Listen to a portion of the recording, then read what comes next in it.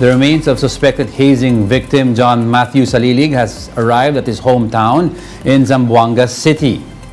24-year-old Salilig was found dead in a vacant lot in Cavite after more than a week of being reported missing. His body was brought to Villamor Air Base earlier today from a funeral home in Dasmariñas City.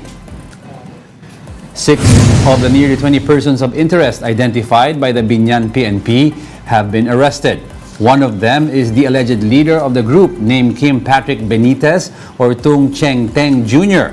The 6 were initially invited to give a statement on the case. But when they got to the police station, they were identified as suspects by a witness who also underwent hazing along with Salilig back in February 18. 3 of those arrested are students of Adamson, while the other 3 are fraternity members of Tao Gama's Binyan chapter. The 6 suspects are facing charges in violation of the anti-torture law.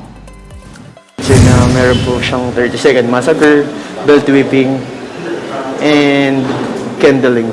The candling is, pinatakan nila akong candle sa likod.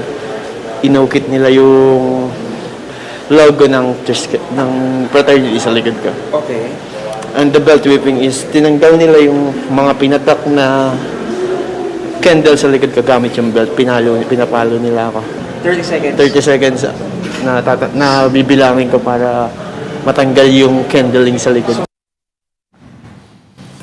President Marcos extended condolences to the victims' family, assuring them that justice will be served. In a statement released on social media, Marcos said violence is not the way to measure the strength of brotherhood. The chief executive added that there should be no room for violence in student organizations and schools. Meanwhile, Senator Win Gatchalian criticizes the government's implementation of the anti-hazing law. Speaking to the big story, Gatchalian said the country's anti-hazing law is among the toughest in the world. But despite this, he says law enforcement is not doing enough to implement the law to the fullest, citing 10 reported hazing cases since the law was enacted in 2018. The senator also noted that the conviction rate for crimes related to hazing has been quite low.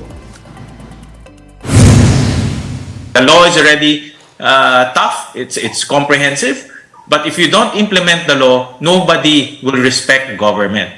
And that's where we are right now. No? Government is not implementing the law to its fullest. We are not, the PNP is not apprehending the people who perpetuates hazing. At the same time, the conviction rate is also quite low. No, 10 cases after 2018. So meaning we are not convicting enough criminals who are embroiled in hazing.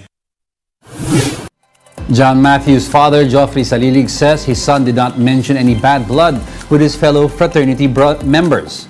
Geoffrey told the big story that John Matthew was active in various community service activities in his school. On Wednesday, faculty and students of Adamson University in Manila lit candles to honor their schoolmate. Meanwhile, the National Bureau of Investigation has launched a parallel investigation into the death of John Matthew. As far as I know, Gretchen, wala akong alam na meron siyang kaaway o kagalit.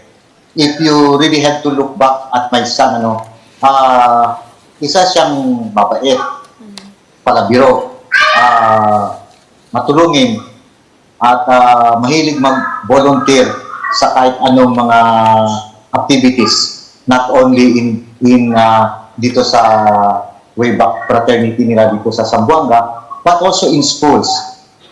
Ganun siya ka-active. Wala akong alam na meron siyang kaaway.